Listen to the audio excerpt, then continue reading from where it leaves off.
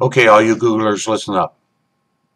I retired after 30 years of teaching history and social studies and coaching football and tennis. And now that I'm retired, I just sit in my basement and watch CNBC all day to watch where the Google stock price is, to ensure Sam can pay for our lavish retirement lifestyle.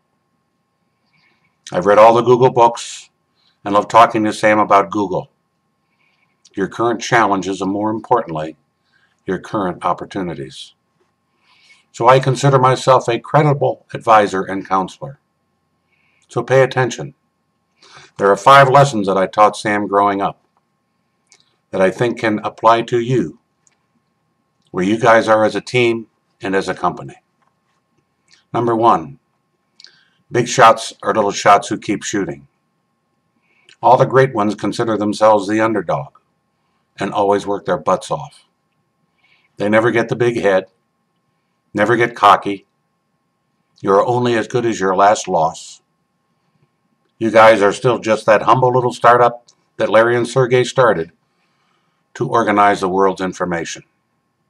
Stay humble, stay hungry, and you'll deliver the impossible.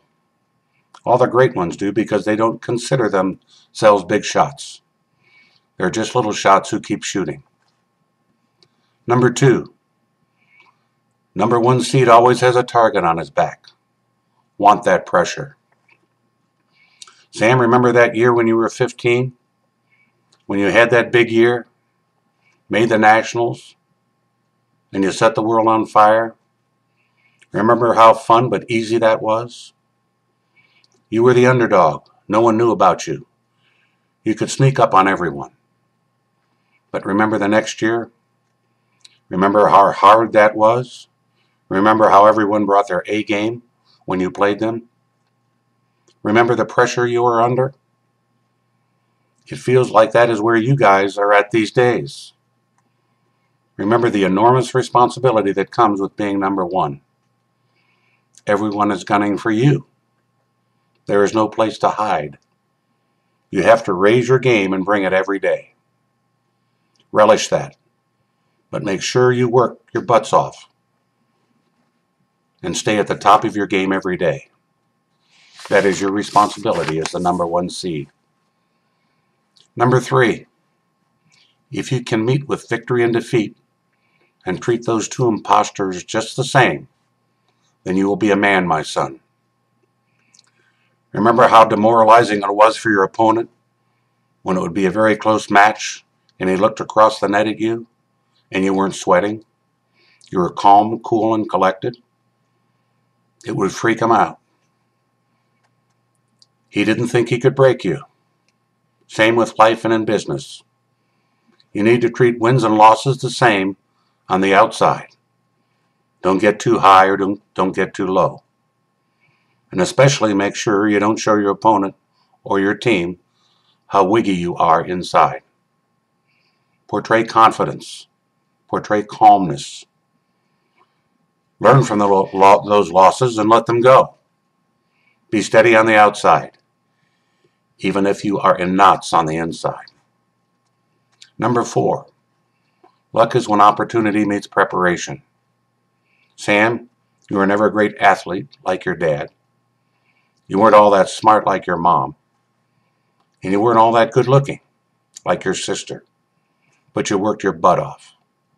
You were prepared. So when big opportunities came your way, you were ready to tackle them. You weren't lucky, you were prepared.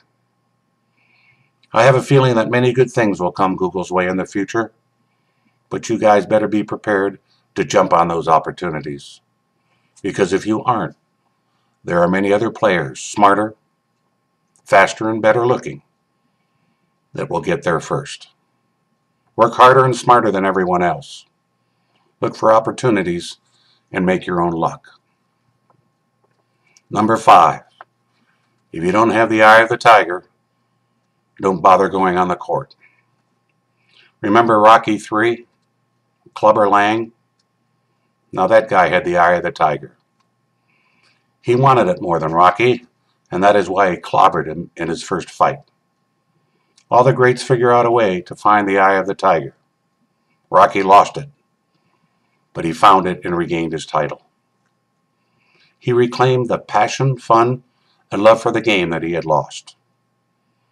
I always told you that you shouldn't play the game unless you are as passionate about it as when you first picked up the racket. Now you guys need to do the same. You can't get soft. You can't get fat. You can't get complacent.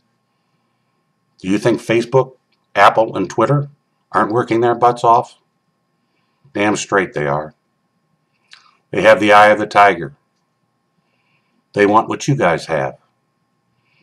So if you as a person, or you as a team, or you as a company don't think you have the passion you once had, you better find it quick. Get the eye of the tiger back. That can make all the difference in the world. So those are a few lessons from an old coach. I've worn this hat ever since Sam got his job at Google. And I'm proud of the company that it works for.